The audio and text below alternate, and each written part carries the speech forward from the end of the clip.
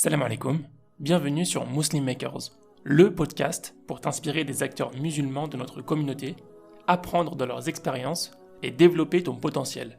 Ouais, vraiment, moi, c'est vraiment un fait que je constate, c'est que la demande, elle devient de plus en plus forte. Les gens sont de plus en plus informés sur le fait qu'ils peuvent consulter une sexologue, que la santé sexuelle, bah, ça existe, et que justement, s'ils rencontrent des problèmes dans leur vie intime, il y a des personnes qui peuvent les aider.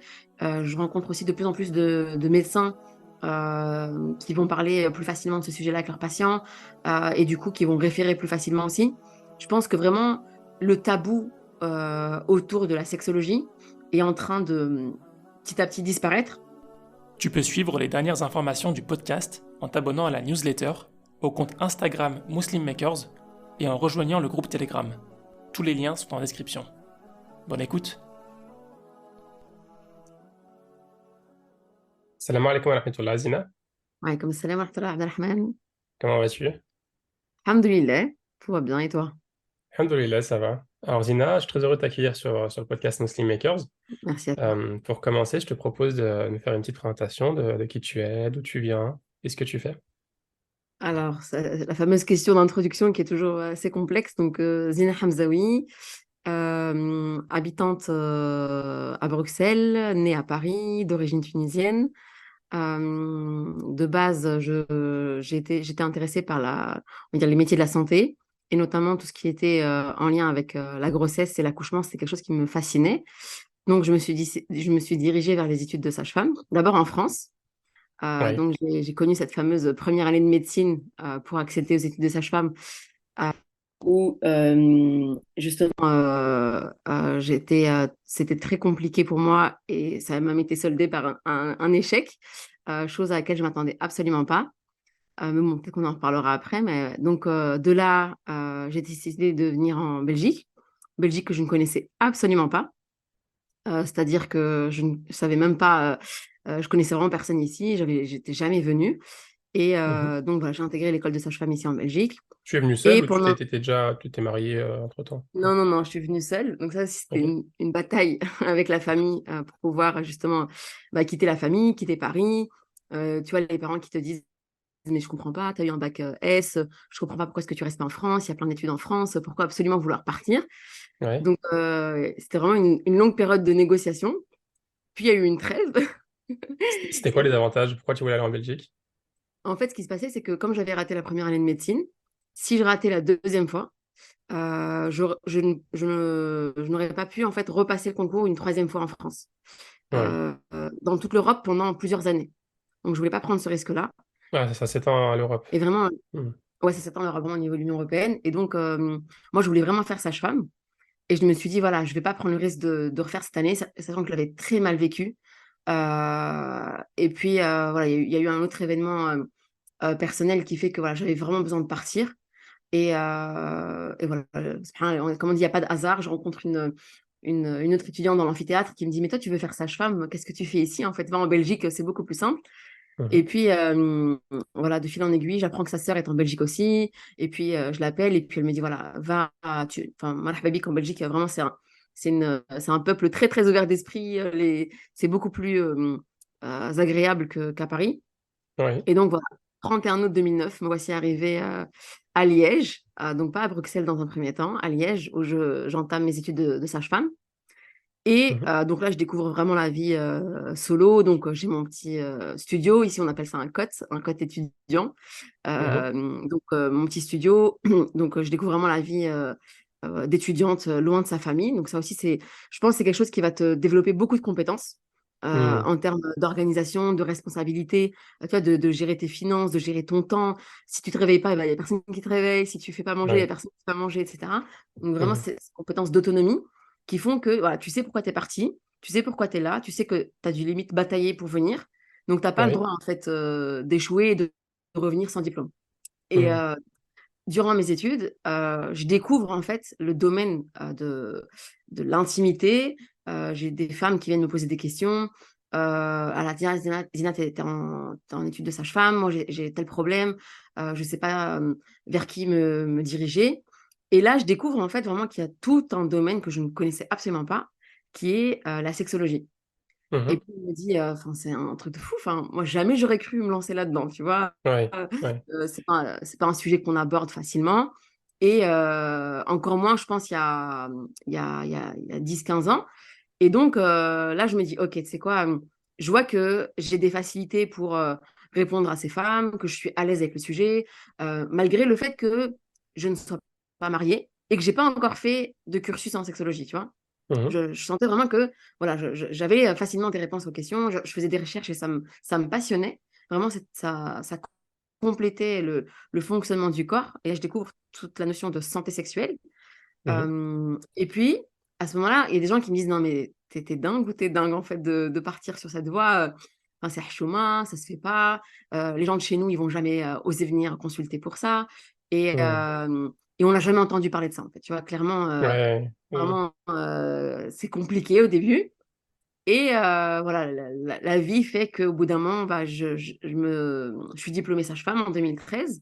Et Mhm. directement, je me forme, en fait, je découvre une formation en thérapie de couple et en sexothérapie. Mhm. Et puis, je me lance. Et durant cette année-là, justement, je rencontre mon mari. Donc, D'accord. je rencontre mon mari. Et du coup, mes parents comprennent que finalement, je ne vais pas revenir à Paris. Ouais. Coup dur. Donc, ma mère, je me rappelle, elle m'a dit, ouais, tu m'as arnaqué, tu m'as bien eu. Mhm. Tu m'as dit que tu partais juste pour 4 ans, que tu allais revenir. Je dis, voilà, mais Maktoub, en fait, c'est... Et là, en fait, je découvre vraiment que on a beau vouloir contrôler, on a beau vouloir avoir nos plans, ben, subhanallah, les plans de Dieu, bah, ils sont différents et ils sont bien meilleurs. Mhm. Et c'est là que, juste après, donc, je me marie dans la même année. Et du coup, bah, je quitte Liège pour venir m'installer à Bruxelles. Mhm. Et durant cette installation, bah, voilà, je découvre une nouvelle ville où je connaissais personne. Donc, tu sais, c'est un nouveau départ une deuxième fois, si tu veux. Donc, Ouais. mais bon, comme j'avais déjà développé, on va dire, cette capacité à m'adapter à Liège, j'ai Mhm. pu facilement m'adapter à Bruxelles, alhamdoulilah. Et vraiment, les choses, elles ont été facilitées. Au début, je me rappelle, j'ai commencé dans un tout petit cabinet. Je venais pour une patiente tous les X jours. En parallèle, je faisais de l'intérim. J'ai fait des soins infirmiers parce que, en fait, en Belgique, quand tu es diplômée sage-femme, c'était valable jusqu'en 2014-2015, je pense. Quand tu es diplômée sage-femme, en fait, on fait le double cursus en même temps. On fait et infirmière et sage-femme. D'accord. Mhm. Et du coup, ben, en fait, je faisais déjà je faisais des soins infirmiers le temps que ma patientèle sage-femme, elle se développe. Ouais. Parce que de base, je voulais vraiment bosser à l'hôpital. Ça s'est pas fait. C'était priorité bah, aux étudiantes de Bruxelles. Moi, j'avais fait mes études à Liège. Et puis, c'était une année où on était beaucoup de diplômés. 2013, c'était une année où on était beaucoup de sages-femmes. Et Ouais. du coup, je me dis, tu sais quoi, en fait, j'ai pas beaucoup réfléchi. Je me dis, si l'hôpital, c'est une voie qui est fermée, eh bien, mets-toi en libéral. Donc là, je me Ouais. lance en libéral. Ok. Et la rebelote, on me dit, mais t'es complètement dingue. Tu connais personne, t'as pas de réseau. Te lancer directement en libéral, t'auras pas de salaire pendant un petit temps. Et c'est vrai. C'était difficile, on va dire, financièrement dans un premier temps. Genre, tu bosses, mais pendant près d'un an, bah, t'as pas de salaire parce que tu dois payer tes charges, tes cotisations, etc. Mais ça a été franchement un vrai tremplin au niveau professionnel. C'est-à-dire que de là, bah, après, j'ai pu changer de cabinet, j'ai développé vraiment ma patientèle en sexothérapie et thérapie de couple. Et je m'épanouissais vraiment dans ces différents rôles de sage-femme, de Mhm. sexologue et de thérapeute de couple. D'accord. Euh, et tout au long de ces années, bah, j'ai continué à me former en parallèle, Donc, tu euh, t'es mis en libéral dans tout, hein. Enfin, côté dans tout, ouais. sage-femme, sexologie. Ouais, Donc, ouais, ouais. c'était. Autonomie à Ouais. 100%. Mais voilà, franchement, quand tu te poses pas trop de questions et que tu te dis pas, ouais, ça va être compliqué, je vais pas y arriver, etc. Mais en fait, les choses, elles se mettent facilement en place. Toi, Ouais. tu sais pas comment. Il y a des personnes qui viennent sur ton chemin et qui te facilitent les choses. Euh, et je pense que voilà, le fait aussi de vraiment avoir cette confiance en Dieu, elle permet de beaucoup relativiser et de Ouais. beaucoup moins se mettre la pression, tu vois, de ne pas se dire, voilà, est-ce que je vais pouvoir payer mes factures? Est-ce que je vais pouvoir faire ça? Franchement, alhamdoulilah, je me suis pas posé ces questions, tu vois. Je me dis, voilà, Mhm. je bosse. Après, à côté de ça, c'est vrai que le fait d'être mariée, bah, je me dis, je suis pas responsable financièrement aussi, tu Ouais. vois. J'ai, j'ai Faut en ce profiter. confort-là, merci à mon mari. Euh, mais il faut savoir aussi que très vite, bah, on a eu notre premier enfant. Et donc, Mhm. ça aussi, tu vois, jongler entre entrepreneur, épouse et Mhm. maman, C'est pas évident, mais c'est possible, tu vois. Donc, Ouais. ça aussi, Tu as arrêté ton activité pendant un petit moment, du coup? même pas, tu sais, je suis genre la femme qui bosse jusqu'au 9e mois et qui reprend Hmm. 4 mois après l'accouchement. Mais oui, il y a des moments où vraiment je diminuais fortement mon temps de travail, mais j'arrivais Hmm. pas à arrêter parce que c'est quelque chose dans lequel je m'épanouis vraiment. Hmm. Euh, m'épanouis vraiment. Et donc, m'arrêter complètement, pour moi, c'était limite un non-sens et je me faisais plus de mal qu'autre chose. Même si, voilà, par exemple, à ma dernière grossesse, donc on a eu 3 enfants, à ma dernière grossesse, j'ai dû m'arrêter complètement, quasiment toute la grossesse. Parce que voilà, il y a eu des soucis de santé et à un moment donné, ton corps, il te force à arrêter. Et c'est bien aussi, des fois, de pouvoir vraiment vivre ces moments-là sans se dire, voilà, le boulot à tout prix, le boulot est une priorité. Euh, chose à laquelle la société actuelle, elle nous invite fortement, nous les femmes. Ouais. Euh, Hmm. donc voilà, donc on va dire parcours euh, un peu imprévu malgré moi, mais alhamdoulilah, très très heureuse de ce parcours-là, vraiment. Hmm. Donc, actuellement, dans ton activité, tu as un focus plus sur une des activités côté sage-femme ou sexologue, thérapie de couple. C'est quoi ton focus? Alors au fil du temps, donc au début j'étais surtout sage-femme, Mhm. c'était vraiment surtout ça qui occupait la plus grande partie de mon temps. Et au fil des années, la sexothérapie a pris le dessus. Ouais. euh, pour plusieurs raisons. Déjà, personnellement, c'était un domaine dans lequel je m'épanouissais plus que sage-femme. Je trouvais que ça plus challengeant de recevoir des couples, des célibataires, des adultes seuls, pour justement les aider à comprendre leurs problématiques intimes. Et aussi parce que des sexologues, il y en a beaucoup moins que des sages-femmes. Ouais. Et des sexologues musulmanes, il y en a encore beaucoup moins que des sexologues tout court. Donc, Ouais. la demande était tellement importante que petit à petit, vraiment, mon travail de sexologue, il a pris le dessus. Là, ça va faire presque, quoi, 8 9 ans? Est-ce que tu sens qu'en dehors du fait qu'il n'y a pas beaucoup de sexologues musulmanes, la demande, la demande augmente ou il y a une plus Ouais, grosse sensibilisation dans tous les cas? ouais, vraiment, moi, c'est vraiment un fait que je constate, c'est que la demande, elle devient de plus en plus forte. Les Mhm. gens sont de plus en plus informés sur le fait qu'ils peuvent consulter une sexologue, que la santé sexuelle, ça existe et que justement, s'ils rencontrent des problèmes dans leur vie intime, il y a des personnes qui peuvent les aider. Je rencontre aussi de plus en plus de médecins qui vont parler plus facilement de ce sujet-là avec leurs patients et du coup qui vont référer plus facilement aussi.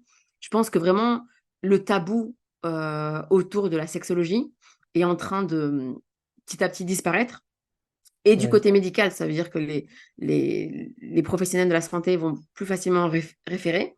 Et du Mhm. côté de monsieur et madame tout le monde, grâce à Internet, grâce aux réseaux sociaux, grâce aux livres, ce qui fait que justement, les gens découvrent ce domaine-là et se disent, OK, le jour où j'ai un problème, je sais qu'il y a des gens qui sont là pour m'accompagner. Ouais. Et dans dans tes sessions de sexologie, je sais pas si ça s'appelle comme Ouais, ça, comme ça, ouais. tu parles que avec la femme ou au couple? Ça se passe Au comment une couple, session? donc ça va vraiment dépendre des problématiques. Parfois, il y a des hommes seuls, par exemple, qui vont consulter, donc là, ça se passe plus souvent en ligne. Mhm. Même si je travaille dans un centre pluridisciplinaire, c'est-à-dire voilà, on est plusieurs professionnels de la santé à consulter. En général, Ok. quand il y a des hommes, je préfère consulter en ligne. Voilà, c'est une question de confort pour eux, et pour moi. Euh, des fois, il y a des hommes qui vont consulter seuls, mais très souvent, on va dire la grande majorité de ma patientèle, ce sont des femmes qui viennent très souvent seules la première fois. Et quand Ouais. elles sont mariées, au bout d'un moment, je vais leur demander de ramener leur mari. Pourquoi? Parce Mhm. que il y a beaucoup plus de bénéfices à consulter en couple, parce que justement, on va voir il y a pas mal de problèmes de communication au sein du couple qui vont faire que le fait de venir voir une personne externe, une personne professionnelle de la santé, ça va venir, tu vois, vraiment on va prendre de la hauteur et on va venir, tu vois, un petit peu défaire tous les nœuds qu'il y a au niveau de ce couple et sans se sentir jugé, vraiment Mhm. avec de la bienveillance. Pour moi, le mot d'ordre, c'est vraiment la bienveillance dans la prise en charge. Et très souvent, hein, les femmes, elles viennent seules la première fois pour vérifier comment ça se passe, tu vois. Mhm. Mhm. Parce que voilà, les gens ne savent pas forcément comment se passe une séance en sexothérapie. Et une fois qu'ils comprennent que voilà, vraiment, on peut parler de tout sans forcément nommer les choses. Tu vois, ça c'est aussi une subtilité qui va se développer avec l'expérience, qui va faire que les gens ils vont être très à l'aise. Mhm. Euh, il y a dernièrement un couple où l'homme il disait ça c'est pas possible, enfin, je pensais pas être aussi à l'aise dès le premier rendez-vous pour parler avec ma femme de cette manière. Et en fait, il se rendait compte que entre eux, il y avait tellement de gêne que bah, leurs problèmes ils se sont installés finalement avec le temps, mais ils n'avaient jamais osé réellement défaire, on va dire, toutes ces couches de, tu vois, de hashoma, de trop de respect, etc. Mhm. Mhm. Et Il y a justement, beaucoup de donc, non-dits. beaucoup de non-dits et de, tu vois, de méconnaissance, d'interprétation négative, etc. Donc, c'est le but en sexothérapie. Des fois, c'est une Mhm. séance, hein. On remet juste les choses en place enfin, concernant un sujet précis. Des fois, c'est une thérapie qui va passer vraiment une thérapie sur plusieurs rendez-vous. Des fois, c'est sur un an, avec des rendez-vous de plus en plus espacés. Mais voilà, c'est surtout les femmes qui viennent consulter. On le Mhm. voit aussi, ça c'est toute culture confondue. Les femmes vont plus chercher des solutions ailleurs, alors que Ouais. l'homme va essayer de régler un problème de lui-même, il va avoir besoin de temps, il n'aime pas en fait Mhm. faire appel à d'autres personnes. Ouais. Mais ici, des fois aussi, il y a des hommes qui ont du mal à venir parce qu'ils se disent, bah, c'est une femme qui porte le hijab, limite qui a notre âge, voire plus jeune parfois. Ça me dérange un peu de venir lui Mhm. confier nos problèmes. Mais quand ils viennent et que vraiment voilà, on place le cadre, ils se rendent compte que pourquoi on a autant attendu finalement. Au final, c'est du temps perdu. À ton niveau personnel, donc tu as aussi des grossesses. Ouais, J'imagine que souvent les éléments déclencheurs où il peut y avoir des soucis au niveau des couples, c'est la grossesse. ouais. Est-ce que toi, à ton niveau, le fait d'avoir eu plusieurs grossesses, tu as eu 3 enfants là, avec Balek, ça a changé aussi la perspective, ça t'avait évolué par rapport à ça? Ouais. C'est vrai que bon, on ne doit pas forcément vivre une situation pour pouvoir l'accompagner. Ouais, Comme je dis souvent, les psychiatres, ils n'ont pas besoin d'être schizophrènes pour accompagner des personnes qui souffrent de schizophrénie. ouais. En tant que thérapeute de couple et sexologue, on ne doit pas forcément souffrir de ces problématiques qu'on accompagne pour bien les accompagner. Mais c'est vrai que Hmm. la grossesse, c'est un moment tellement unique dans la vie d'une femme, que ce soit une grossesse qui a donné lieu à un enfant en bonne santé à la naissance, comme une Hmm. grossesse qui a été arrêtée et qui a donné lieu à une fausse couche. Ça aussi, hein, le fait de passer par ces étapes-là, ça permet de mieux comprendre les femmes qu'on accompagne, mieux comprendre aussi les couples, justement, les différentes étapes qu'ils vont traverser. Et c'est vrai que les avoir vécues, déjà, c'est très rassurant pour les personnes que j'accompagne. Tu vois, souvent, c'est une question qu'on me pose. Oui, mais je ne sais pas si vous avez des enfants, mais Ouais. je dis oui, oui, j'en ai 3, j'ai aussi vécu des fausses couches.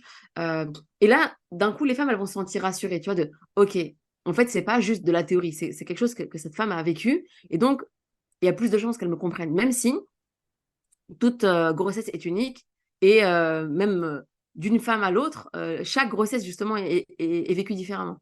Mais c'est vrai Ouais. que le fait moi-même de m'être mariée, on va dire plutôt à un âge jeune, on s'est mariés, enfin moi j'avais 24 ans, le fait d'avoir eu 3 grossesses, bah, clairement dans mes prises en charge, ça va impacter aussi.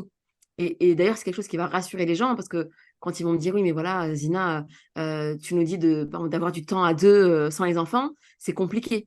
Et ben, Hmm. je vais pas hésiter à expliquer ce que nous, on va dire, au sein de notre couple, on met en place. Par exemple, le fait de faire appel à la famille, de faire appel à une babysitter, de pouvoir libérer du temps bah, quand les enfants dorment, de s'organiser justement pour que les enfants puissent dormir à des heures qui facilitent notre organisation de couple. Euh, Yannis, c'est du concret, tu vois, Ouais. c'est pas de ah ouais, il faudrait que, et sachant que moi, je vis pas tout ça, tu vois. Et je Ouais. trouve que et ça, c'est prouvé hein, dans différentes études, c'est que le patient, il a besoin de se reconnaître dans la personne qui l'accompagne. D'ailleurs, c'est Hmm. aussi pour ça que les gens vont plus facilement vers quelqu'un qui leur ressemble, que ce soit au niveau en termes on va dire en termes d'origine, mais aussi en termes de religion, tu vois. Et surtout Ouais. en sexothérapie, on va voir que c'est fondamental de pouvoir avoir une prise en charge qui tient compte justement de ce bagage religieux, parce qu'il n'est pas à négliger, que du contraire. Ouais. Alors justement, tu viens de parler de ce sujet-là parce que c'est un sujet que je voulais aborder. En comparaison avec une sexologue classique, qu'est-ce que ça apporte le fait d'apporter la religion dedans, dans la manière dont tu t'exprimes, les sujets que tu abordes, etc. Voilà. déjà, d'entrée de jeu, quand les gens vont venir, je vais leur demander est-ce que justement on va dire ce bagage religieux, est-ce qu'il est important pour eux? De quelle manière est-ce qu'ils en tiennent compte? Quelle est la place de la pratique religieuse dans leur quotidien?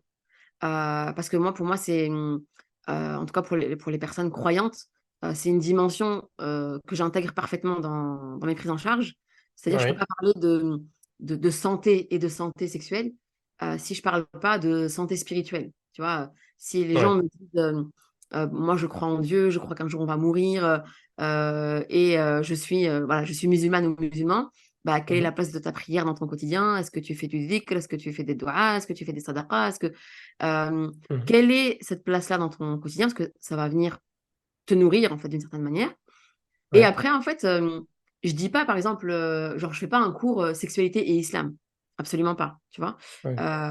Je vais plus... D'ailleurs, c'est très, très rare, finalement, que j'en arrive à devoir expliquer des concepts, sauf quand les gens, et surtout les femmes, viennent avec cette idée que chez nous, chez les musulmans, euh, on ne parle pas d'intimité chez la femme, que la femme, on ne se soucie pas de son désir, de son plaisir. Mhm. Absolument pas, en fait. Donc, je vais venir recadrer ça avec des exemples, avec des versets, avec des hadiths du prophète sallallahu alayhi wa sallam, qui vont venir Ouais, justement les rassurer et venir, en fait, corriger des croyances qu'elles avaient euh, et expliquer justement la différence entre l'éducation culturelle, traditionnelle, et l'éducation religieuse. D'accord. Et Mhm. souvent, il y a eu une petite chermila, comme je le dis, dans tout ça.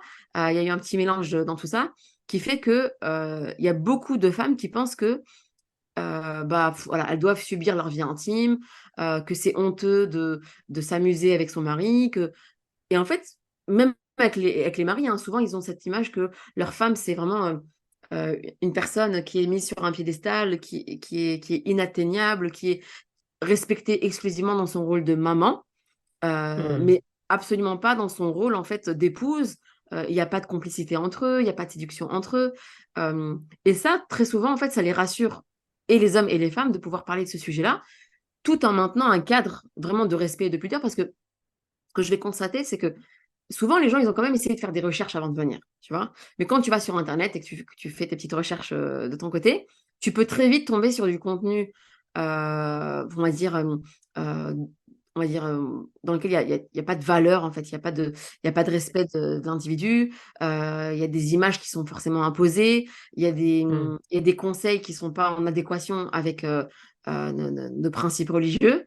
Et c'est vrai que le fait de pouvoir venir et de se dire, OK, là, on est dans un cadre où il y a du secret professionnel, où on peut parler, où aussi, tu vois, on peut dire euh, des problèmes qu'on a rencontrés, voire même des péchés qu'on a commis.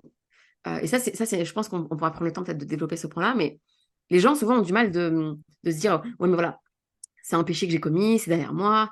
Parfois, c'est encore présent, en fait. Mais tu vois, on dit toujours, voilà, quand tu commets un péché, il faut pas en parler.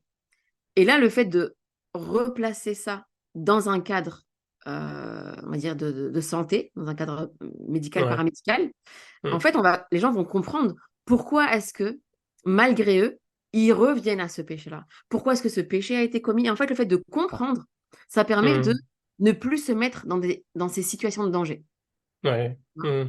Et là, quand je vais parler de péché, on va dire en niveau religieux, ça va être le fait de tromper son époux, son épouse, le fait Mhm. de regarder du porno de manière que ce soit ponctuelle ou quotidienne, le fait de s'adonner à des pratiques, à la masturbation quotidiennement ou même ponctuellement quand on est marié, ou quand même quand on est célibataire, parce que voilà, c'est un sujet qui est très sensible, donc il est très mal compris. Et donc, le fait d'expliquer qu'est-ce qui, dans le cerveau, fait que la personne, elle va être amenée à cette pratique-là, ça permet à la personne de comprendre, en fait, ce qui se passe et justement de mettre des choses en place pour ne pas, en fait, continuer dans on va dire, dans ce fonctionnement-là.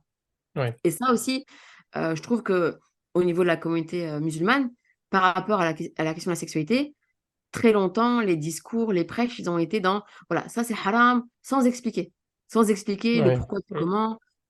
Et du coup, en créant beaucoup de culpabilité, chez les personnes qui vont, malgré elles, on va dire, s'adonner à ces pratiques, que ce soit la masturbation, le visionnage de pornographie, le fait d'être sur des chats sexuels, le fait d'être dans des pratiques sexuelles de manière active avec des vraies personnes, parce qu'on va Mhm. distinguer aussi le virtuel et le réel. Le fait de ne jamais en fait nommer ses problèmes, d'expliquer pourquoi ça arrive, qu'est-ce qu'on peut faire pour y remédier, en intégrant aussi on va dire la notion de Taouba, c'est fondamental en fait. Et Ouais, de dire voilà que c'est humain, que chaque individu peut malheureusement euh, avoir ces pratiques-là. Et il faut jamais dire ouais, moi jamais, parce que au cabinet, j'ai toujours des gens qui disent oui, moi je pensais jamais que j'allais faire ça. Et ouais, justement, expliquer le pourquoi du comment. Et vraiment, quand on vient avec des explications, sans jugement, bah, la personne, elle se responsabilise, elle comprend, c'est hyper apaisant et elle ressort en fait avec des clés pour ne plus en fait subir sa vie intime, mais pour la mhm. vivre dans le cadre qui lui convient. Ouais, d'accord. C'est super intéressant. On va revenir sur certains aspects, je pense. Euh, j'ai noté plusieurs choses pendant que tu parlais. Ouais, Donc, tu essaies de faire le lien avec l'aspect religieux chez les patients qui le souhaitent, ouais. bien sûr. Comment est-ce que tu fais pour faire le lien? Tu as une formation spécifique? Parce que j'imagine qu'il n'y a pas il y a pas de formation spécifique sur ça. Donc, comment tu as fait Ouais. toi pour. Alors moi, j'ai pas trouvé de formation spécifique entre sexualité et islam Hmm, aujourd'hui, même si aujourd'hui, par exemple, il y a plusieurs cursus psychologie et islam qui sont psychologie hyper islam, intéressants. oui. Ouais, Euh, ça, on en voit. et Inch'Allah, j'aimerais bien l'année prochaine intégrer d'ailleurs celui de Cambridge au Royaume-Uni. Ah oui, Aussi- avec Cambridge, avec ouais, Dr. Muslim Rothman. Cambridge College. College. Ouais, Dr. Et Rothman. je pense, ouais, je pense que c'est ça. Ouais, je vois c'est lequel, hein. Ouais, c'est l'un des meilleurs, je pense. Bah, voilà, je voulais m'inscrire cette année, mais ça s'est pas fait. Donc l'année prochaine, Inch'Allah. Mhm. Et là, on va voir que voilà, psychologie et islam, il y a beaucoup de matières. Et en fait, sexualité et islam, il y a aussi beaucoup de matières, mais il n'y a pas de cursus, en tout cas, je n'en ai pas trouvé de cursus exclusivement sur ces thématiques-là. Donc, Mhm. comment je me suis formée?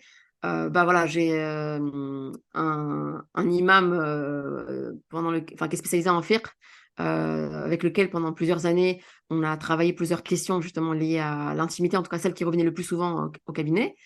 Il y a ça. Il y a aussi, je me suis beaucoup appuyée sur le livre d'Abu Shukra, donc l'encyclopédie de la femme en islam, dans lequel Mhm. il y a en fait tout un tome sur l'éducation sexuelle des époux. Et là, Mhm. on va voir que voilà, je disais, c'est la sexologie il y a 14 siècles en fait. C'est vraiment Ouais, avant-gardiste par rapport à ce qu'on a aujourd'hui. Et donc, il y a beaucoup de matière en fait dans le bagage islamique qui, pendant longtemps, a été euh, mis de côté. Et encore, quand je veux dire il y a longtemps, on va dire ces dernières décennies, ça a été mis de côté et à la place, il y a eu un discours très moralisateur. Tu Mhm. vois, de la femme doit absolument obéir à son mari, la sexualité, c'est exclusivement finalement pour l'homme. Mhm. Euh, beaucoup d'en fait de messages donnés par des hommes à des femmes ou donnés par des hommes à des hommes en mettant de côté, en occultant bah, la santé sexuelle de la femme. Tu vois. Et ceci, on va voir que ça va être, enfin, en tout cas, ça peut être une source de grande frustration chez les femmes. Et du coup, Ouais, bah, par effet, on va dire, par effet, par réaction, ça va donner aussi de grosses frustrations chez l'homme. Parce que en tant ouais. qu'homme, être avec une femme qui n'est pas épanouie dans sa vie intime, bah, c'est hyper frustrant. Mhm. Donc vraiment, par rapport à la formation, j'espère, Inch'Allah, que dans les prochaines années, il y aura un cursus sexualité et islam qui sera développé.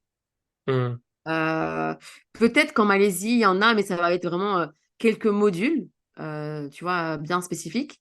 Et voilà, peut-être qu'un jour, j'irai là-bas pour ça. Mais ça aussi, hein, tu vois, c'est pour ça que avec ma formation, on va dire, occidentale, j'ai volontairement complété par mes recherches et personnelles et avec deux imams ici en Belgique Ouais, euh, pour travailler ces questions. Et, mais c'est clairement, si on veut aller beaucoup plus loin, il faudrait développer un cursus lié à ça. ouais. Mais la demande est tellement importante que je ne peux pas en fait me dire, ok, tu sais quoi, on fait pause en consultation en sexothérapie et on va d'abord développer tout un cursus lié à ces questions. Euh, Parce que de toute façon, le principal est connu aujourd'hui. Tu vois. Hmm. Le reste, ce serait vraiment pour des cas bien spécifiques et c'est pas des choses que je rencontre régulièrement. Ouais. Est-ce que tu vois moi je notais pas mal de choses, hein. Donc tu parlais vraiment des sujets, je pense, qui sont tellement peu abordés Ouais, que je vais en profiter. Est-ce que tu vois des problèmes en termes d'intérêt, enfin des questionnements différents selon les générations?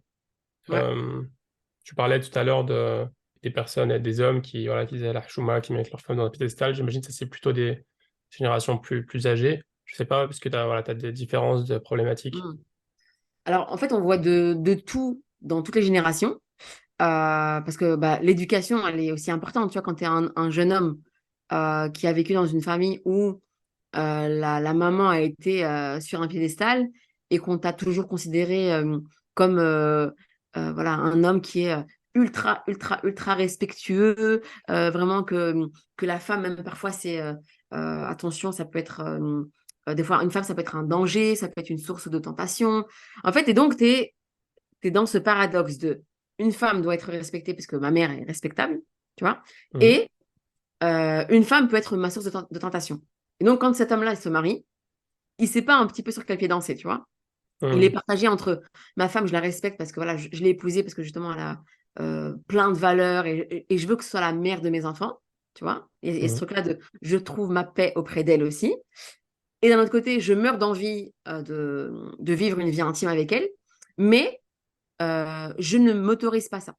Tu vois. Je ne m'autorise pas ça, je vais justement me freiner, je vais me censurer, je vais me priver Mhm. parce que j'estime que c'est pas légitime. Et Ouais. c'est tout en fait le concept de l'éducation à l'abstinence qui est problématique aujourd'hui. C'est pour ça que je dis, je disais tout à l'heure, euh, à force d'avoir eu des discours moralisateurs, ça c'est haram, ça c'est interdit, ça c'est très grave, ça on fait pas ça chez nous, etc. Quand on n'explique pas le pourquoi c'est haram, tu vois, pourquoi est-ce que justement c'est pas juste interdit, c'est pourquoi c'est sacré, pourquoi est-ce que ça se vit dans le mariage, bah, le jour où ces gens se sont mariés, en fait, ils ne s'autorisent pas à vivre cette vie intime. Mhm. Parce que ça a toujours été avec des notions d'interdit, de danger. Et donc, il y aura toute cette culpabilité. Dès que les gens vont avoir juste du désir, il va y avoir de la culpabilité. Alors que, par Ok. exemple, on va expliquer que le désir, bah, c'est pas quelque chose qui est forcément volontaire. Et donc, si c'est vraiment involontaire, c'est pas mal. Et quand on est marié, que ce soit volontaire ou involontaire, c'est quelque chose de très bien. Mhm. Et là, tu sais, c'est des notions que bah, on n'a pas développées au sein des familles. Et ça, c'est toute Mhm. culture confondue. Hein. C'est pas propre à chez nous, genre chez les arabo-musulmans, turco-musulmans. C'est toute culture confondue. Parce que j'ai aussi des personnes non musulmanes qui viennent consulter et qui me disent, en fait, bah, j'ai pas eu d'éducation sexuelle positive, d'éducation sexuelle saine.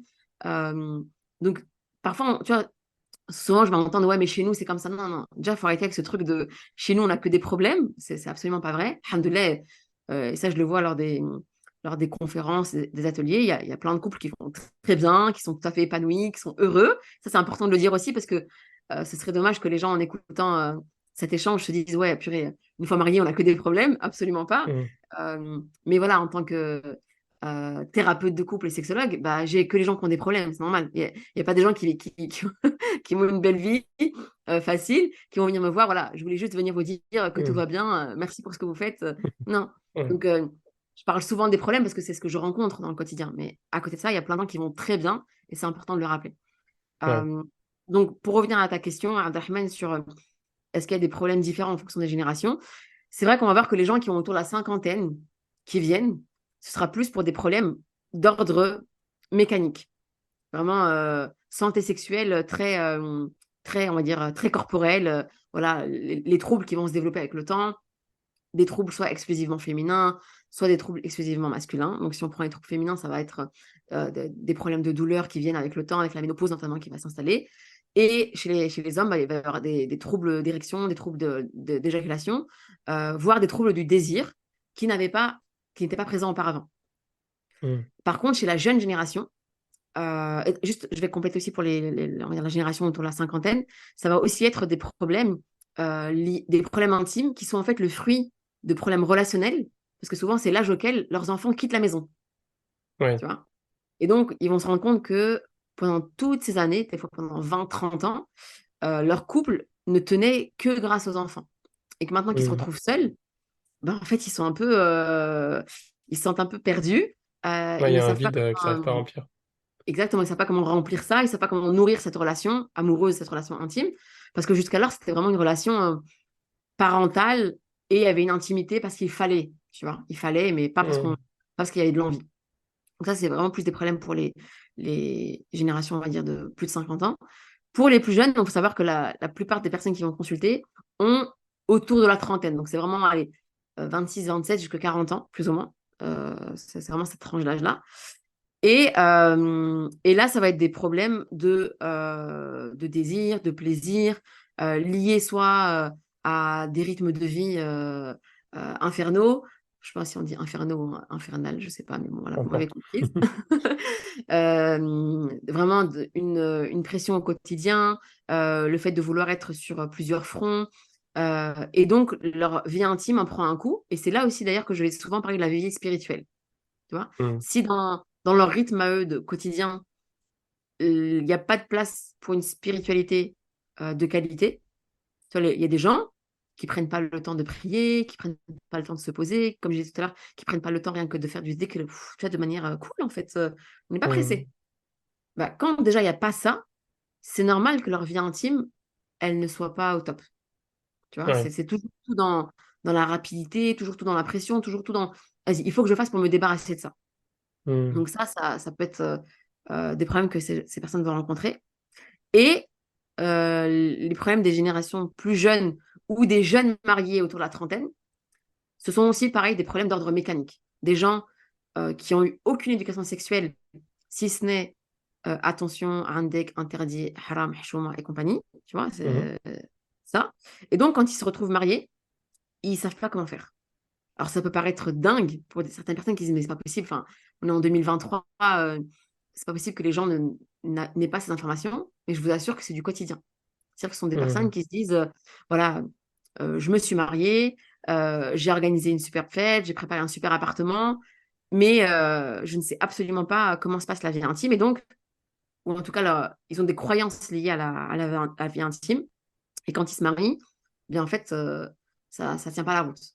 Ouais. Je parle de personnes qui mettent le couple, la vie de famille, comme quelque chose de sacré, mais qui savent pas trop comment gérer les choses.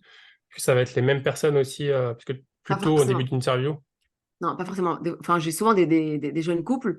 Donc là, c'est vraiment allez, autour de 25-30 ans Ouais, qui se sont préservés jusqu'au mariage, soit les deux, soit un des deux. ouais. Et il y a aussi des hommes qui se préservent jusqu'au mariage. C'est important de le dire aussi parce que on a tout le temps cette croyance de aujourd'hui, les hommes ont tous eu une vie sexuelle active avant le mariage. C'est faux. Alhamdoulilah, il y a des hommes qui ont cette valeur de la sexualité enfin, qui doit être préservé jusqu'au mariage. Donc, je le dis, je le redis et je l'écrirai s'il le faut. Euh, et donc, ces personnes-là, elles sont parfois très amoureuses, très investies. Elles ont par exemple lu des livres sur le fonctionnement du couple, etc. Mhm. Mais dans la vie intime, ils se sont dit, voilà, vu que tout va bien entre nous, vu qu'il y a de l'attirance, vu que ça match, vu qu'on se comprend, bah, ça devrait aller au niveau intime. Tu vois. Mm. Et d'ailleurs, ça, je l'ai vu quand j'ai sorti en janvier dernier ma formation qui s'appelle le trousseau intime des mariés. Mhm. Euh, et là, en fait, il y a des gens qui m'envoient des messages qui me disent, mais pourquoi est-ce qu'on m'a pas dit ça avant? Tu vois. Euh, C'était parfois des couples qui étaient mariés depuis plusieurs mois, même plusieurs années, qui regardent la formation ensemble. Donc, c'est vraiment une formation où il y a plusieurs vidéos où j'explique la santé sexuelle de manière très simple, en utilisant on va dire du matériel médical, là, tu vois, un bassin, vraiment pour que ce soit aussi un peu visuel.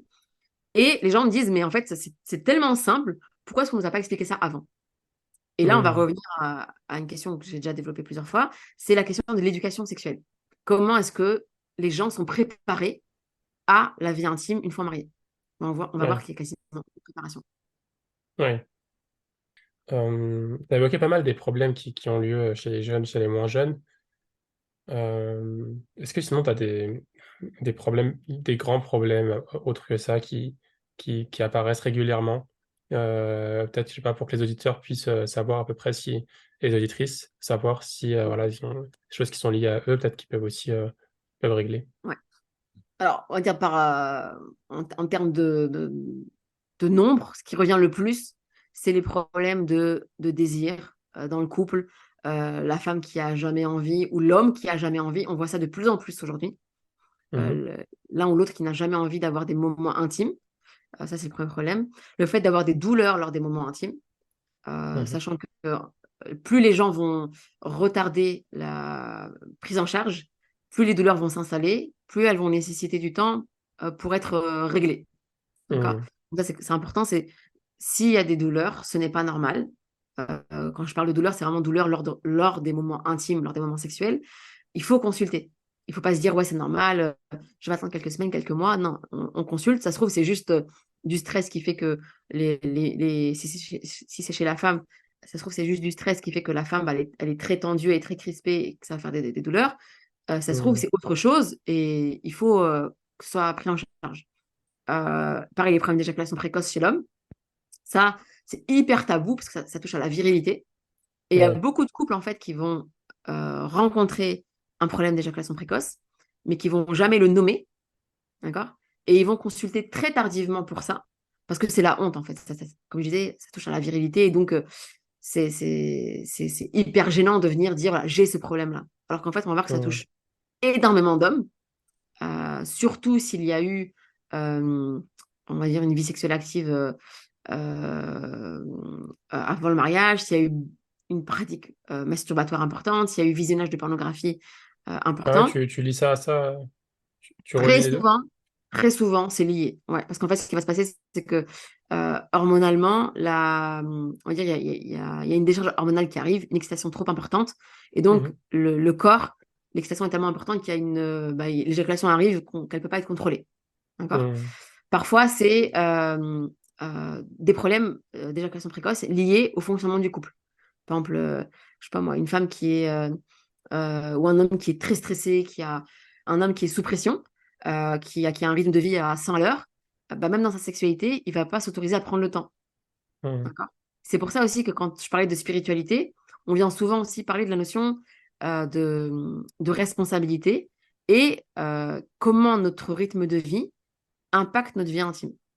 Le fait Mmh. d'être tout le temps au travail, tout le temps sur son téléphone, tout le temps en activité, ça Mmh. fait que le cerveau, en fait, il n'a jamais de moment de répit, il n'a jamais de moment où il va se reposer. Et donc, quand il y a un moment sexuel, la personne, elle est aussi sous tension.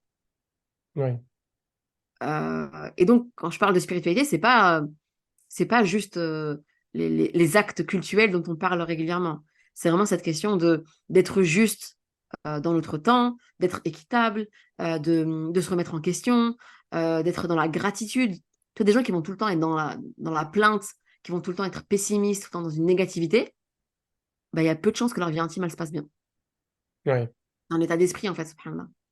Alors qu'une Ouais. personne qui va bien, qui est d'humeur, on va dire, positive, qui relativise, qui laisse les problèmes extérieurs en dehors de son couple, justement. Comme je le dis souvent, nous, on ne se marie pas pour le meilleur et pour le pire ensemble. On se Mmh. marie pour le meilleur et ensemble face au pire. Tu vois, le pire, on ne doit pas se le faire subir l'un l'autre. Et Ouais.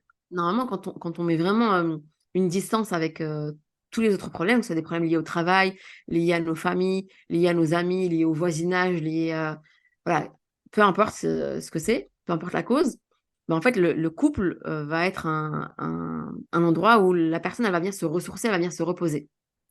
Mmh. C'est pour ça que souvent en consultation, je dessine un iceberg. D'ailleurs, c'est quelque chose que j'avais mis aussi dans mon livre Shutter Shoma, et ça a beaucoup Ouais. parlé aux gens. Donc, c'est un iceberg où je dessine que il y a la partie visible de l'iceberg, la partie qui flotte, enfin visible plutôt, c'est le problème sexuel. C'est ce avec quoi les gens viennent. Voilà, moi je viens parce que j'ai pas de désir. Et en fait, en thérapie, ce qu'on va faire, c'est qu'on va venir voir la partie qui est sous l'eau. Qu'est-ce qui est caché? Qu'est-ce qui fait quelles sont les réelles causes aux problèmes intimes que vous voyez?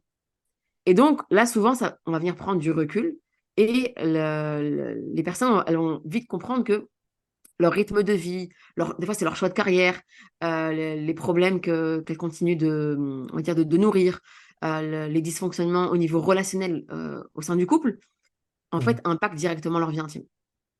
Ouais. Mais pour beaucoup de gens, moi je dis, tu vois, c'est le bouton on-off, tu vois. Il y a des gens qui se disent, voilà, on est dans un moment intime, hop, on éteint tout le reste et on allume l'intimité. Mais c'est pas comme ça, en fait.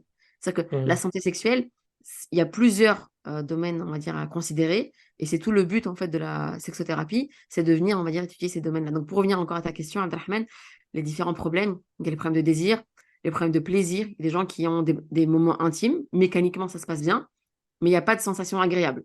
Et là aussi, on va développer le fait que les croyants ont aussi le droit au plaisir, qu'on n'est pas dans cette notion de le plaisir, c'est péché. Tu vois, ça, c'est une notion judéo-chrétienne qu'il n'y a pas en fait en islam. Le plaisir, quand il est dans le cadre du mariage, il est même récompensé. Donc ça, on va venir justement responsabiliser et l'homme et la femme sur le fait de rechercher ce plaisir-là pour être épanoui, que ça vient créer on va dire un bien-être général. Donc je disais, chez les hommes, il y a les problèmes d'éjaculation précoce, il y a les problèmes d'érection. Donc généralement, on appelle ça les pannes sexuelles. Et là, souvent, les gens, quand ils vont venir pour une prescription. Voilà, est-ce que je peux avoir un traitement pour régler ce problème? Ouais. Donc, moi, je ne suis pas médecin, je ne suis pas urologue, donc je vais d'abord les inviter à faire un bilan médical pour exclure justement un problème de cet ordre-là. Donc, ça va être un examen physique, une prise de sang, souvent. Une fois que ça s'est exclu, et c'est très souvent exclu, en fait, on va travailler l'image de soi, la confiance en soi, le respect dans le couple. Quand un homme ne se sent pas respecté dans son couple, il ne peut pas désirer sa femme. D'accord? Donc, ça aussi, on va voir que souvent, le problème, il n'est pas là où on pense. Et que le problème intime n'est que l'expression d'un problème plus profond. Ouais. Ouais. Et ça, c'est intéressant aussi, parce qu'aujourd'hui, on est dans une société de consommation. Et quand les gens ont un problème, ils veulent vite une solution, on va dire miracle, quelque chose, voilà, je veux une pilule à prendre et puis vite régler ça. Ça peut marcher sur du court terme, mais pas sur du long terme. Ouais. Non, ça fait sens. C'est vrai que en général, on apprend toutes ces choses quand on se marie, on commence à s'intéresser à ça. Enfin, je sais pas tout le monde, mais En règle générale, le- oui. ouais, la vie de couple et toutes les choses qui sont liées à la vie de couple, Mhm. ça arrive assez tard. Et quand on se renseigne, on se rend compte qu'il y a tellement de facteurs en fait qui peuvent être pris en compte. Je t'en parlais la dernière fois, hein. Ma femme me disait récemment enfin récemment, ça fait très longtemps, mais que il y a des impacts même par rapport aux habits qu'on porte, Ouais. le côté chimique, il peut y avoir un impact par rapport à ton Mhm. enfance, par rapport à ta relation avec ton entourage, par rapport à tellement de choses en fait. Exactement. Euh, Comment toi tu peux faire pour, t'as une sorte de process pour essayer d'éliminer, de trouver c'est quoi les Ouais. problèmes? Comment tu fais? Alhamdoulilah, c'est vrai au fil des années, il y a l'expérience, en fait, ce qui fait que quand tu vas recevoir une personne, c'est pour ça aussi que je préfère de loin les consultations en présentiel que les consultations en ligne. Euh, Parce que, bah voilà, on est des êtres, on a une énergie, tu vois, des fois tu veux aller quelque part, tu peux aller quelque part, tu connais personne, et tu sais Mhm. pas pourquoi, il y a un frère que tu n'avais jamais vu, et être à côté de lui, tu sens un apaisement, tu vois, tu sens une raha. Tu sais pas expliquer comment, tu Mhm. n'arrives pas à l'expliquer, mais peut-être que vous allez échanger juste quelques mots, et puis tu vas dire, ouais, j'ai l'impression de le connaître depuis toujours, c'est vraiment agréable. Et peut-être que dans la même assemblée, il y a un autre frère qui va être là, et tu vas dire, je sais pas pourquoi, mais celui-là, j'arrive pas à être avec lui, je sais pas, je le Mhm. sens pas, je suis pas à l'aise. Et ça aussi, il y a une question d'énergie. Et on le voit. Il y a des personnes qui ont une énergie très agréable, dont la compagnie est très agréable, et d'autres beaucoup moins.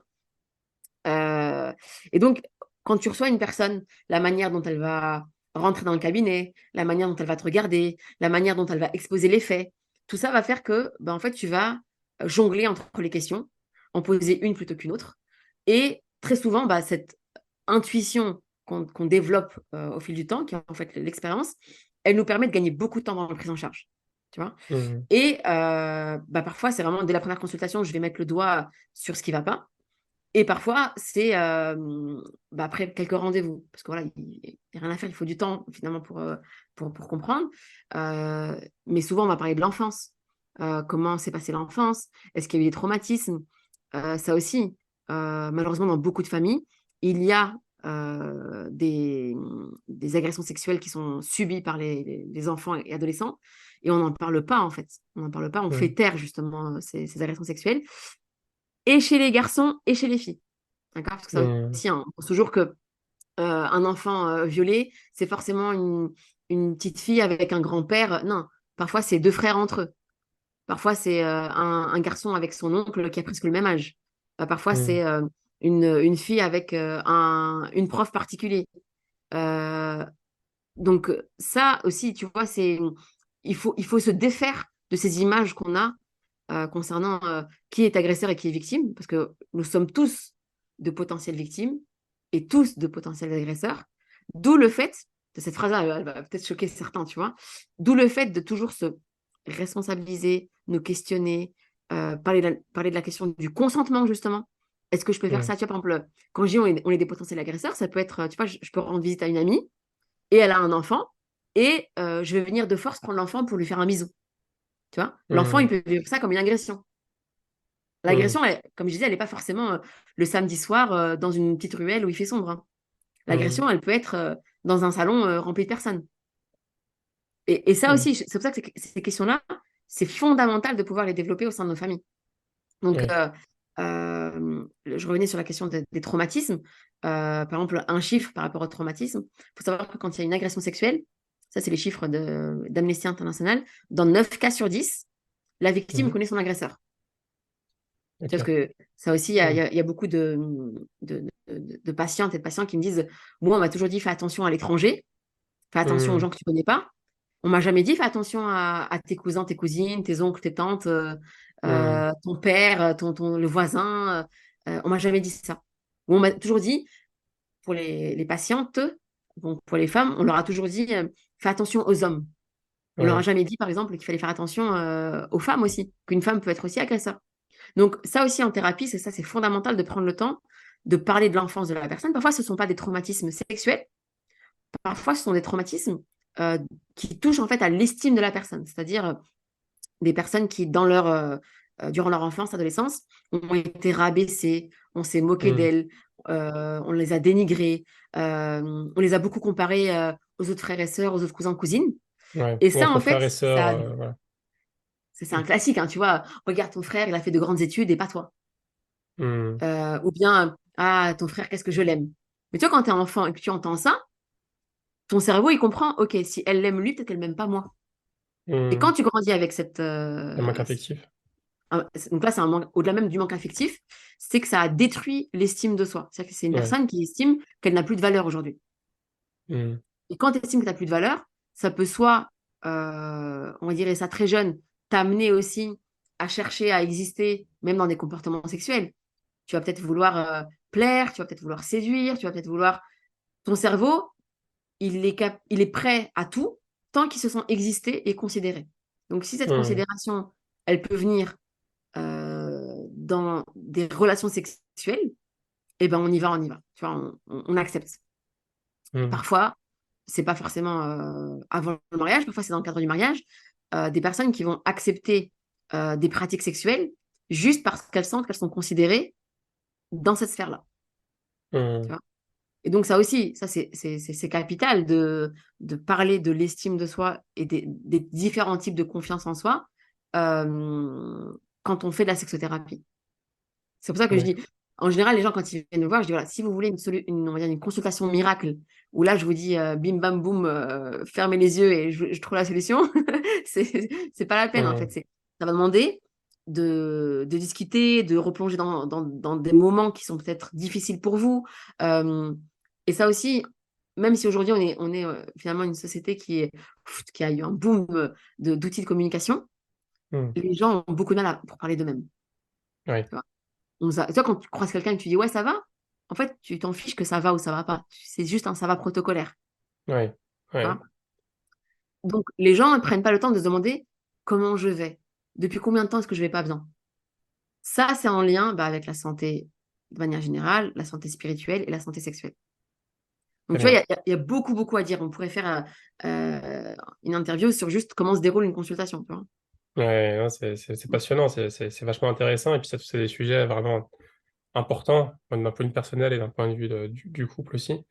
Et j'imagine aussi, ça a un impact aussi. Enfin, ça touche aussi aux enfants, ça touche à tout, en fait. Donc, c'est vraiment central. Ouais. Euh, on arrive bientôt à la fin, Zina. Peut-être, est-ce que tu as voilà, des conseils généraux aux auditeurs, aux auditrices, les questions qui peuvent se poser, euh, et aussi, euh, et aussi peut-être d'avoir peut-être des psychologues ou des gens qui travaillent dans le milieu du médical, qui s'intéressent à ces sujets-là. Peut-être si tu as des conseils pour eux s'ils veulent s'orienter aussi vers ce Ouais. domaine-là. Alors, c'est vrai que pour les médecins, les psys, les sages-femmes, je les inviterais vraiment à se former en sexologie pour justement avoir des prises en charge plus globales, ce qu'on appelle les prises en charge holistiques, parce que justement, ça permet de tout simplement mieux prendre en charge la personne dans sa globalité et d'intégrer cette composante intime. Par exemple, moi, je suis tout le temps étonnée quand des personnes viennent en sexothérapie et qu'en parallèle, elles font une psychothérapie, des fois depuis plusieurs années, et que la vie intime n'a jamais été abordée. Tu vois. Hmm, Ça aussi, je pense que il faut questionner ces pratiques-là, tu vois, quand je parle de ces pratiques, les pratiques médicales et paramédicales, il faut les questionner parce que la composante sexuelle, elle est souvent mise de côté, alors qu'en fait, ouais, on va voir que elle a toute sa place. Donc ça, c'est un premier conseil ouais. pour les collègues, consoeurs, confrères dans ces différents domaines. Ensuite, pour les auditeurs, auditrices, monsieur, madame, tout le monde, euh, j'ai envie de dire, voilà, peut-être même de juste prendre une feuille là maintenant, sauf si vous êtes en voiture, de prendre une feuille quand vous serez posé et de vous poser la question, voilà, comment est-ce que je vais et comment va ma santé sexuelle? Même pour les célibataires, hein, parce que ça aussi, hein, on ne doit pas parler de santé sexuelle uniquement quand on est marié, d'accord? Hmm, Comment va ma santé sexuelle? Quel bagage en termes d'éducation sexuelle est-ce que j'ai reçu? Quelles sont mes croyances liées à l'intimité? Euh, Est-ce que je connais une personne de confiance à qui je pourrais en parler? Et si vous sentez que vous avez besoin d'en parler, toquez à la porte en fait. Allez-y. Alhamdoulilah, il y a de plus en plus de thérapeutes. Il y a du contenu sur Internet. Enfin, de mon côté, j'ai mon livre Chutur Choma qui est sorti il y a ouais, déjà 2 ans, qui a vraiment été pour beaucoup de personnes une révélation. Ok, je connaissais pas tout ça et ça fait écho. Donc ça peut être, on va dire, une ressource. Il y a mon podcast, Intime Connexion, mhm, dans lequel justement je développe ces différents sujets autour de la santé sexuelle. Après, il y a vraiment sur les réseaux, vous avez d'autres ressources. Pour les parents, il y a le livre de Amira Nassi, Les petits musulmans se posent aussi des questions liées à la sexualité, mhm, qui est un très bon contenu. Il y a aussi les éditions, je pense, Zoriati, si je ne me trompe pas, qui a un livret, enfin, c'est un bon livret qui s'appelle Ne touche pas à mes plumes, destiné aux parents et aux enfants euh, autour de ces sujets-là. mhm, Et avec mon collègue Oussama Jamal, donc on a aussi tout un projet qui s'appelle Thérapeutique, dans lequel mhm, justement on organise des séminaires de préparation au mariage, des séminaires aussi de questionnement autour du statut du célibataire, de la célibataire. ouais. Et on propose aussi des ateliers d'accompagnement pour savoir enfin, comment parler de sexualité avec nos enfants et adolescents. Donc, Ok. Et ça, alhamdoulilah, il y a de la on matière. retrouve sur ton site. Ouais, sur mon site, on trouve les informations. Ton site, c'est... Connaissance.be et connaissance avec un seul N. Et après, je pense qu'aussi, tu demandes justement une ressource intéressante à partager et qui pourrait peut-être même intervenir dans le, dans ton podcast, c'est ça? Oui. Une dont j'aime beaucoup le travail, d'ailleurs, je ne sais pas si elle est déjà intervenue chez toi, mais c'est Nadia de Conso Muslim. Ouais, elle est déjà intervenu, ça y est. Ah, zut, ouais, d'accord. Mince.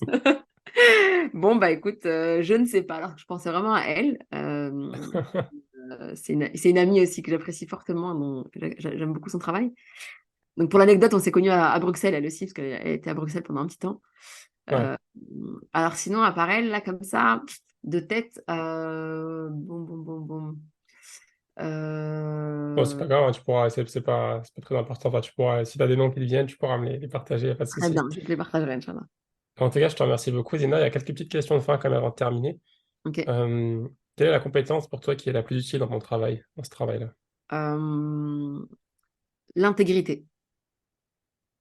Si t'es pas, pour moi, si t'as pas cette qualité-là, cette valeur-là, tu vas te causer du tort à toi et tu vas causer du tort aux autres.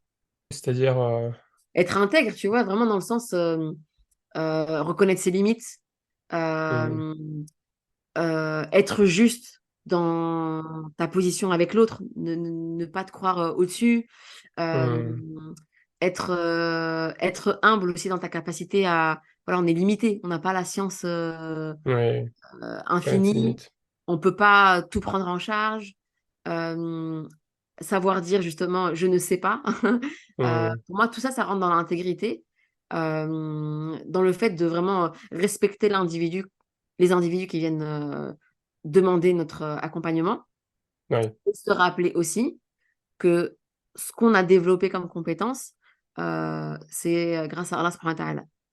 Pour hmm, moi, c'est vraiment, tu vois, se recentrer et ne pas, on va dire, gonfler son ego. Et je pense vraiment ouais, qu'en tant que thérapeute, c'est essentiel que ça permet justement, je parlais d'être juste, ça permet d'être vraiment d'avoir cette justesse dans nos prises en charge qui font que, en fait, l'intégrité, pour moi, elle va être reliée à l'humilité. ouais, d'accord. Quelle est la chose que tu préfères dans ton travail? Euh, le... Je m'ennuie pas, en fait. Je m'ennuie pas, c'est-à-dire que pour un même problème, la prise en charge ne va pas forcément être identique. Il y Hmm, aura différentes manières de l'amener, différentes manières de l'accompagner, parce que c'est chaque stimulant, individu a sa propre histoire. Et donc, vraiment, le fait que je m'ennuie pas, et donc, avec ça, bah, c'est challengeant et c'est passionnant. très bien, très bien. Que tu as, peut-être j'aurais pu la poser avant cette question, mais est-ce que tu as un conseil pratique pour les couples, un conseil pratique que tu trouves vraiment utile? Bah, prenez soin de votre santé sexuelle, en fait. Ne la négligez pas. Questionnez-vous individuellement et questionnez-vous aussi au niveau du couple. Moi, je vois beaucoup de couples qui sont gênés de parler de ce sujet-là. Et donc l'homme, il reste avec ses questions, la femme, elle reste avec ses questions, et ils savent pas comment amener cette discussion finalement. Donc, Hmm, par exemple, sur mon site, enfin, je pense que c'est sur Instagram, sur le petit Linktree, il y a un petit e-book que j'ai créé qui est téléchargeable, et ça peut être vraiment un bon support justement pour venir discuter de sa santé sexuelle au niveau du couple. hmm. Est-ce que toi, tu as une routine régulière, peut-être quotidienne ou hebdomadaire, que tu maintiens et qui te permet de récupérer de l'énergie, de continuer, de progresser? Ma sieste. La sieste. Vraiment, mon repos physique, il est essentiel. Mhm. Euh, et donc, repos physique, c'est-à-dire, en général, j'essaie de ne pas dormir trop tard. Et au cabinet, je prends le temps de m'allonger pour vraiment me reposer.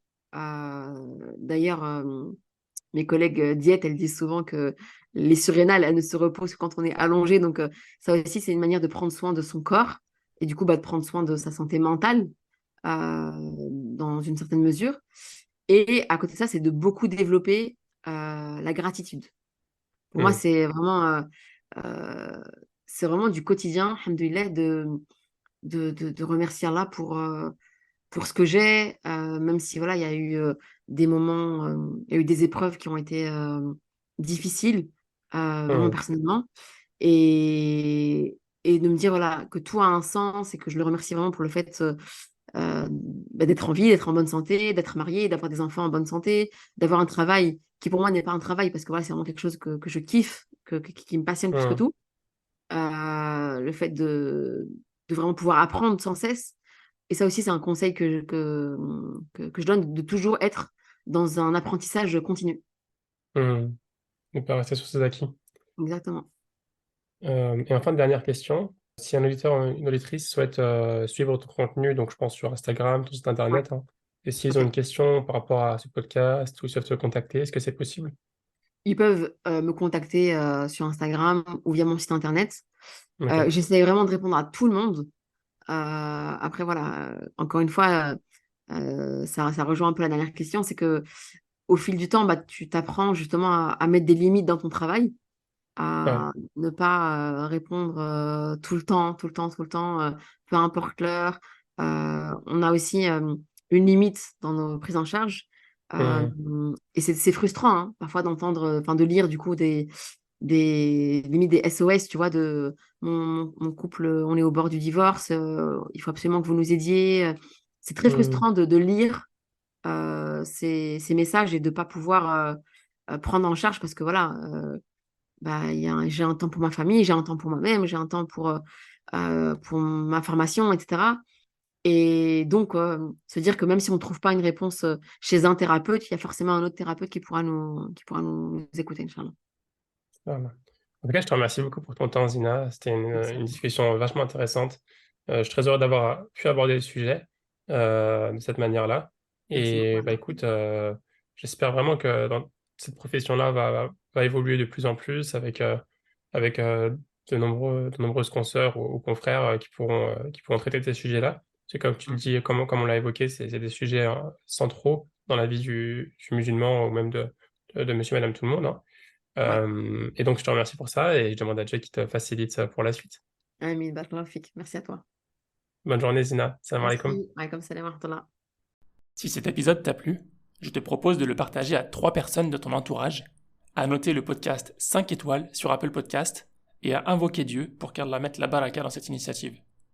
À bientôt, Inch'Allah. Salam alaikum.